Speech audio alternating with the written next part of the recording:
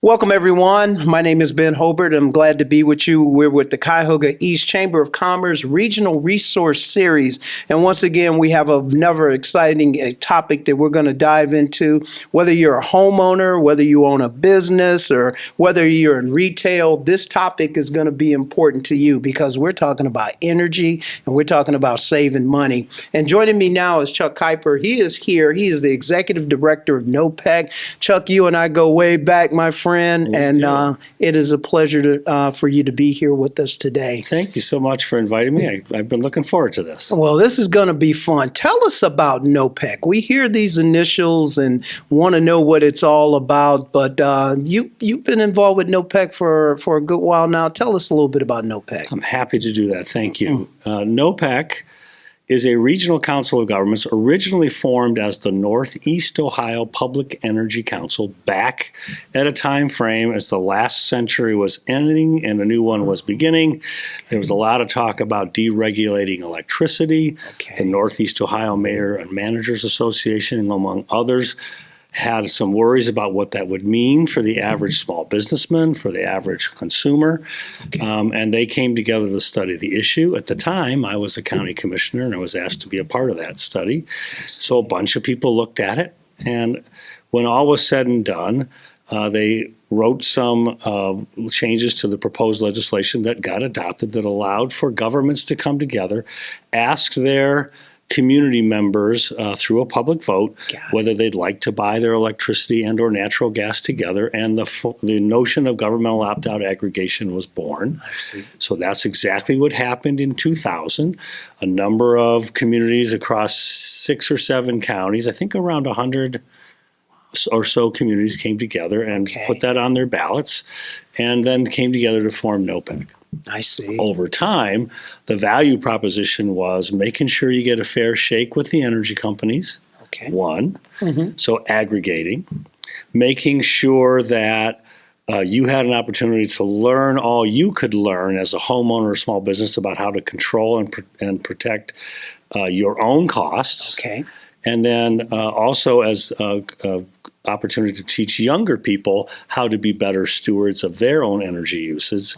And then finally, advocating for fairer rates, advocating for fairer treatment at the regulators of the Public Utilities Commission, making sure that utilities, in whatever manner we could on the behalf of the various publics we work for, be held accountable for their own actions. I see. So that's how we got here. That's how you got here. Oh, my goodness. And what happens is, with all those things that you just described, the 3 things, the advocacy and the education and whatnot, you all are helping to lower rates. Am I right? That is our game plan. And I think that is true. Generally speaking, I think we would say that compared to the year 1998, when Ohio had among the most expensive natural gas and electricity rates in the country, we're now probably squarely in the bottom third. So it's helped. NOPEC, we like to think, has helped by keeping folks honest. For example, there was a number of tariffs that a local energy company collected. We thought that was in excess of what the rules allowed. We battled them, and we did that along with the Ohio Consumers Council and several others. And ultimately, those monies were adjudicated to be given back to consumers. So everybody got a little bit extra in their bill, and we do those kind of things. That does help to lower rates. And making sure, for example, that in their rate-setting processes and in their electric security plans, that these energy companies are held to public scrutiny. That is part of the role that we take, and we think that that does help to keep pressure on prices in a downward way. And it's and again, it's gas and electric. I don't know if there's any other utilities out there, maybe water or something like that, but that's not the space that you guys are in right now. You're just in gas and electric. Natural gas and electricity, that's it. Absolutely. And across the state of Ohio, the entire state, or are there still markets to explore? Well, there's always more communities than join. We have 240 member communities today in 19 Ohio counties. We are in, for example, Athens. We are in Lancaster, we are in Springfield and Clark County. We are in Reynoldsburg and Franklin County. We're in Tiffin and Seneca County. We're in Ashtabula County. So we're our footprint really is statewide. We're not remarkably evangelical, but people do ask us, and of course we respond. Okay. So we feel like we're growing. It's a growing need. People have felt let down and taken advantage of by a lot of these utilities, and they want a safety net, and we were able to provide that. Now, we're talking about residential and commercial as well. I mean, you all have the ability to be able to assist businesses lower their cost as well? That's correct. We have about 30,000 small businesses in our electricity book. Okay. And probably close to another 20,000 small businesses in our natural gas book. I see. Some of those are the same, so let's call it about 40,000 independent small businesses that we serve. We have a fabulous energy audit program where we help small businesses identify their costs. It's not completely free, but it's significantly reduced costs because we underwrite that. In fact, we got a congressional earmark to try that program out, and so that's working very well. We have a sustainability network of folks who can help look at those issues for small businesses. We have a select group that we've already put together. So if you need somebody to help you identify those costs, we've got a group of contractors already pre-screened that can help small businesses do that. We have a couple of very good small business lending programs. One is a regular lending program through the USDA. So we are able to do less than market rate loans for energy efficiency, $10,000 up to $120,000, I believe, is the range. And then we have a property assessed clean energy or PACE lending program, which, if you're a small business, is an off balance sheet program. We'll lend $100,000 to $1 million in that program, all for energy efficiency. And because it's basically set up along with your tax bill. So it's like a special assessment that the small businesses would pay. It doesn't interfere with a company's borrowing limits. So they don't have to reduce their cash lending for working capital or any of those things. They can keep all those in place, and this kind of goes underneath that. So it's a fabulous program. We have a great staff who help underwrite that and can get through folks pretty quickly and seamlessly. And it's also sub-market rate. I think we're in the 5-ish% range right now. Wow. So, Chuck, I know that you all are located here in Cuyahoga County. I think your headquarters are in Solon. In Solon. Okay. But I'm sure that you guys probably do a lot of things for businesses in Northeast Ohio, specifically Cuyahoga County. Can you share? Sure. I'll give you maybe an example, quick example, and then we'll go try to homogenize it across the county. We did a great thing with the East Cleveland Public Library. We don't think about those as small businesses, but they are definitely a business. They're a public-based business. It's a great example because they completely changed the look inside of that library by updating the lighting. And not only did it look better and was more aesthetic, and really provided a much more positive atmosphere for people there, but it also made them significantly more energy efficient. In about 3 years, they paid all that off, and then they were dollars ahead every month in their energy bill.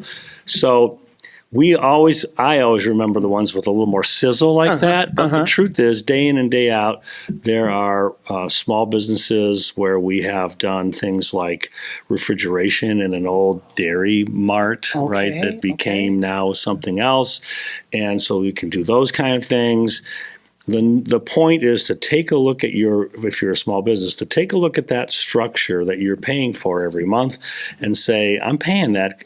If I were to pay it in a different way, would I get a better efficiency? And if you don't know how to do that, our people know how. And if you have a desire to do it, they can walk you through the steps. And we would love for your small business to be our next success story. That's right. Wonderful. I think that's kind of the way to put that together. And it doesn't matter what business you're in. If you are providing jobs, if you're providing being part of a thriving downtown or a re-emerging downtown, all of those things happen. We want to help you stay there. That's our promise to the mayors of the world. Yes, sir. And it's our promise to you to help you position yourself. We'd love to do it. Yeah. One of the things that is important now is how do you opt in, or how do you get in? If I'm a small business and I'm listening to this podcast and I say, my gosh, this sounds like a great idea here. How do I get into NOPEC? That's a great question. The first thing, the NOPEC membership is based on the community. Okay. Right. So the city council, village council, township trustees, the county commissioners, any of those above have an entree point, right? So they would pass legislation to pass governmental opt-out aggregation. The people would vote for that. In the case of most of your listeners in this podcast area, which is the greater Cuyahoga County area, right? They're going to likely already be members of NOPEC. They're already probably in an aggregation. The vast majority of Cuyahoga County communities are, in fact, members for gas and electricity at this point. But they would get into that. And then if they're a small business, they can look at their bill and see if they're already with us. Okay. They would likely have already been part of that process. If they aren't, that means that they probably opted out. And there's a way to get back in. That's not a hard thing. The lending programs are available to you whether you're my customer today or not, right? We do that as a service to our communities, and keeping their businesses healthy is a part of that mission. Now, we do ask small businesses who are borrowing from us when they can get out of the arrangement that they're in for their electricity or natural gas without any cost. We would like them to get it from us. We are very competitively priced. I'm not going to say we're always the cheapest, but we are very competitively priced. And we also have a whole number of other community benefits that we provide that we think are a part of the package that are important. And it's funny you say community benefits, because the question I was going to ask you, and for, full disclosure to our audience, I'm an elected official, but periodically we'll get a letter from NOPEC, we'll get an email sometimes from you and saying, hey, look, we have some money available for a community, for a project if you need to do something with your lighting or something to reduce the footprint, the electrical footprint. You guys reach out and say, we have some funds available. Can you talk a little bit about the desire to make sure you give back to the community as well? I'm really glad you asked that question. We only exist to serve. It is our sole purpose. We, like everybody else, got to make enough money to keep the doors open and have paychecks clear. But all of our action is based on making sure that consumers are as protected as we can make them, that our community residents, our community small businesses are treated as fairly as they can be treated, and with the notion that all of our purpose and all of our directionality has to be about service and serving people.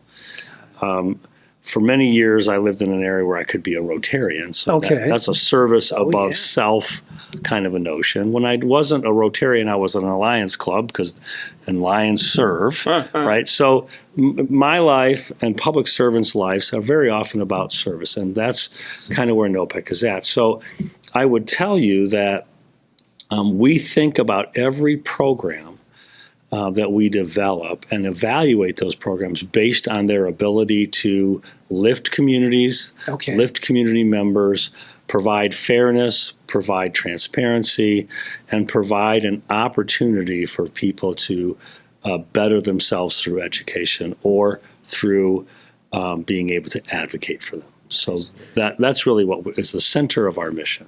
And we're sort of hoping that for people that are attending festivals or community groups, they'll now see that NOPEC logo and now know that these folks, where the executive director is right here with us now, you're supporting those missions, making sure communities are better. Certainly trying to do that every day. Very exciting stuff. And, and exciting stuff, talking about electricity and gas, that's not really a sexy subject, but you have a team that goes out, you go to council meetings, you go out to community groups, you talk to people about how to save money, how this project works. Can you share a little bit about how if somebody wants to hear from NOPEC and how they can get engaged, what do they do? What is the steps? Like everybody, we have a wonderful web presence, so you can find us at www.nopec.org. Got it. There are plenty of opportunities there to request anything you'd like. There are business programs. So if you're a small business person, you can click on those resources. Typically, someone's going to reach back out to you within 48 hours. Got it. We do have a call center. That number is there. If you're a regular customer and you either have questions or want to get linked, you can call the call center. It is a 24/7 operation. So even if that is a non-residential purpose and you're a small business and have a question, they'll be able to give you those resources as well. A lot of this can also happen through your city hall. Okay. We try to stay very connected to our local governments, and we have a number of folks who reach out to their council people, their mayors, and who then in turn reach out to us. That's perfectly acceptable. Okay. Not that I want to throw a bunch of stuff on your plate, Mayor, but we recognize the call to service wherever, however, and whenever it occurs. Got it. And we promise to pick up the ball and to respond. Outstanding. And speaking of responding, I guess a couple of years ago, there were a few challenges that you guys experienced, but you addressed it, you dealt with it. Do you mind sharing a little bit? Because I'm sure that members of our audience may be asking, okay, well, what happened in 2022, with some of the customers and whatnot? Please elaborate and share about what happened with that. Again, thank you for asking. I think that's an awesome question. We have looked at ourselves as public servants from the beginning. So we are about to enter our 25th year. That's a quarter century of service. And we found ourselves in what I would call the perfect storm of things you didn't want to happen from an electricity pricing standpoint. Yeah. Not only had there been a series of major weather events over a more than a years-long cycle, there were some problems with the way energy was procured, and there was a number of scandals that were driving things in Ohio.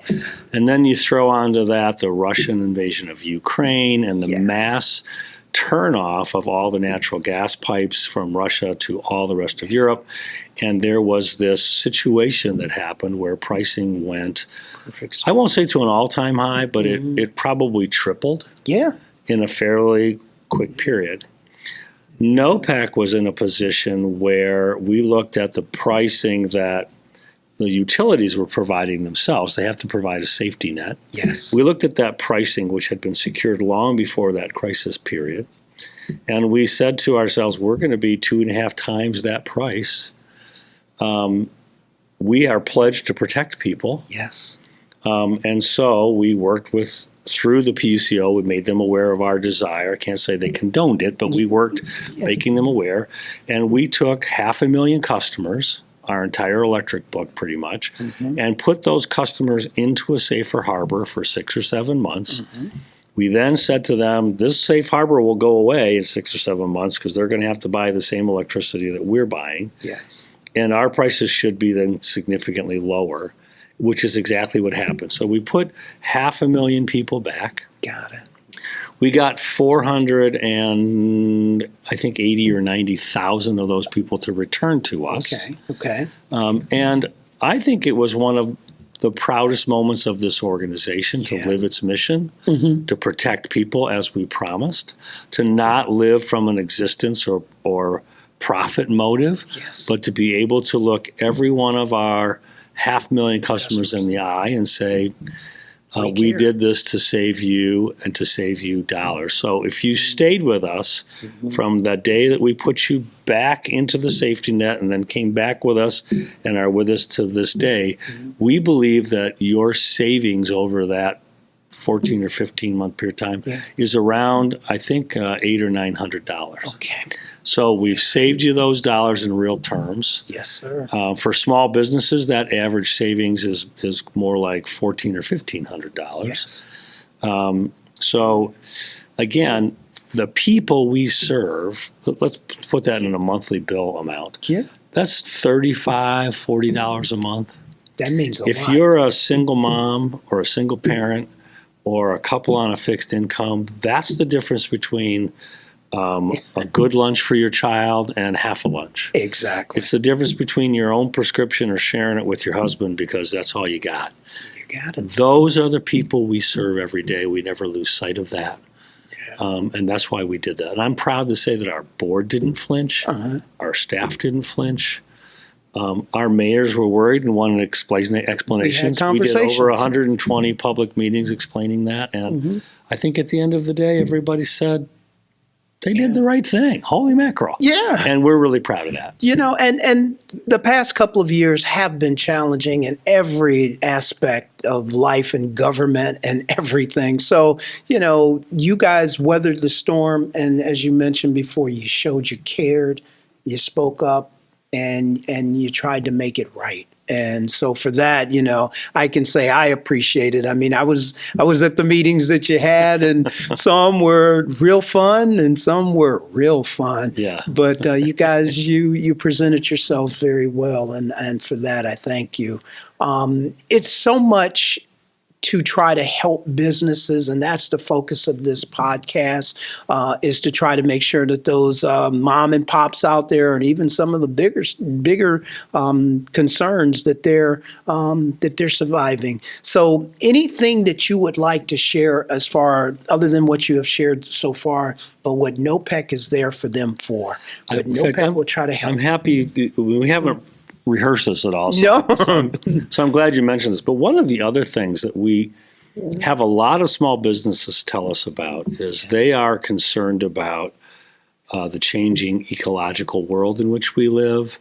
They're worried about their own carbon emissions. They're worried about how they can participate. And we hear over and over, we just don't have resources in our business to do these things. So we do have sustainability and energy efficiency experts on staff. Okay. If you're a small business and want help with that, that's what these lending programs are designed to do. Okay. And more importantly, we have a renewable energy credit backed energy that would help with your carbon footprint as well. A lot of businesses who are business-to-business salespeople have to worry about what the upstream people are requiring from their small businesses, and a lot of them are requiring an ecological connection or a connection to all things sustainability and resiliency. And we think we can help you if you're a small business plot that path. Okay. And more importantly, help you make the case to your up chain that you are already meeting a lot of those requirements because of where you're choosing to buy your electricity and natural gas. I see. A lot of lobbying involved with your position or with NOPEC. You guys go to Columbus a lot? I'm afraid to say I spend way too much time in Columbus, yes. We also deal with the Federal Energy Regulatory Commission, and so we're going to D.C. as well. We do all of those things. Our small businesses really, if there's an opportunity to educate them in all of those kinds of things, we can do that. A lot of the chambers are already involved and get that information disseminated. So we've found on the small business side probably a little less demand for that from us, but certainly something that we're able to do and would love to do. But helping people understand their carbon footprint, understanding how they can lower that, we think that's a part of this new emerging economy. I see. And that's a role that we can play for those small businesses. So that's something that you look to the future about, because the future is basically here. Our things change so rapidly. You think about, I guess they say information doubles every 18 months, and we get so much stuff that's coming at us. And what, like you say, with NOPEC, what you guys are doing, you're keeping your eyes on everything and making sure that any opportunities to pass that along to consumers, be it customers, not be it customers, but be it retail, be it residential, that you guys are at the stadium watching. It's absolutely trying to be, right? Yeah. We think it's good work.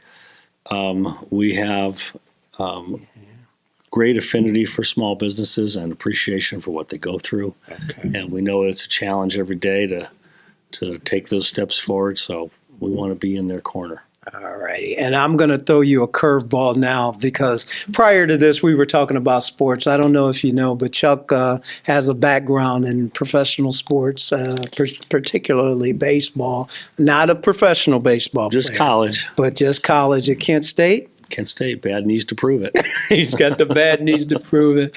But you're excited about the Guardians? Oh, my goodness, yes. Okay. I got to throw that out, folks. I got this gentleman here. I'm not going to let him get away without talking about it. But you're excited about the Guardians, and you guys have a certain connection with the Guardians by chance, as announcer?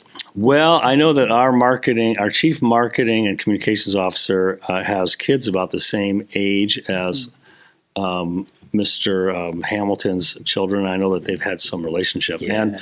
And it is true that Tom Hamilton now does some NOPEC voiceovers not voiceovers, he does kind of testimonial ads from the booth. Yes. When he's doing a break and you're hearing an ad, he reads those off. And one of those that you may well hear is a NOPEC ad. It makes my heart happy because I'm such a baseball fan. And side note, I was so excited for Mr. Clase the other night to reach that fabulous milestone. It's been such fun to watch him develop as a pitcher and to watch him go from on and off, hot and cold, to this rock solid shutdown guy who we all have moments that are not up to our expectations, but he's just been rocking it. It's been so fun to watch him play baseball, and all of this team, with all of the pitching injuries still coming around, still doing it. Good catching. The Tribe has I shouldn't call them that. The Guards have a long history of great catchers, right, including the ever-present Sandy Alomar, at first base. Couldn't be happier to have him still in a uniform there. So just really good stuff, baseball. It's going to be a good postseason, knock on wood. That's right. I just hope that they win the last game of the season. If they can win the last game of the season, and that would be the World Series. So if they win the last game of the season, ladies and gentlemen, we will have a parade, and we look forward to it. That would be fun. Yeah. And we'll throw a parade for you too, Chuck, because you're doing wonderful stuff, and we appreciate it. Well, thank you. I appreciate that. Thank you so much. And we appreciate our audience being with us once again. We talked about NOPEC, and we talked about energy, and we talked about the utility that they help make sure that your bills are lower. So we thank you again, Chuck. Thank you so much for that. Very good. Thank you. I appreciate it. We look forward to the next chat, and we'll see you soon. Thank you again. This podcast was made possible with the support of our sponsors. Find more ways to grow at kyeast.org.